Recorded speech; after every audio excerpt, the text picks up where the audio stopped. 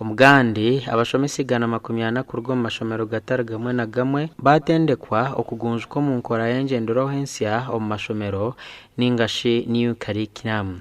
Aba batorino kurwa mu mashomero ga senior agari mu parish ya Nyamitanga na Kabona.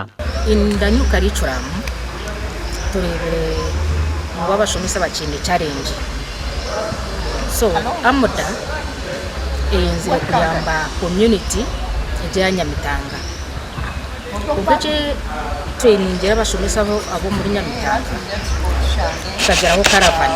Inda bashwa ubumushoma no kwereza ubukugu bw'abashomesa kugira ngo bamanye ukwegeye inkoranse ya new curriculum ko twazwa kugira ngo bagaruke mu mashomero gabo bargaha bagegesa abana kugira ngo abana babemba manya inkoranse ko kutambara. Aneta Tukunda tumwebaze omuhabuzi w'ekigombe kya AMDA Education Council yagira ngo eginemu ha bintu bya AMDA kozire omu mwaka ogu omu program ya AMDA Caravan.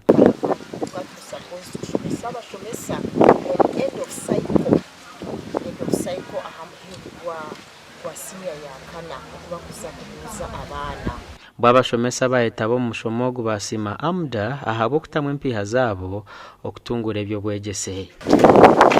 Batagisa cyabo cy'amani okuyamba abana bo kubabuze buzo kwaide ngo turabuze buzo kanise maxi zabambere kandi tutebaza AMDA abo kuteretera service age abo turetera takumakinga yinebu konka okwijja kwa AMDA ekareta senior facilitators cyatiyamba munonga Gasha kwa Mike kwa Twachire na Sengendo Abdukarim.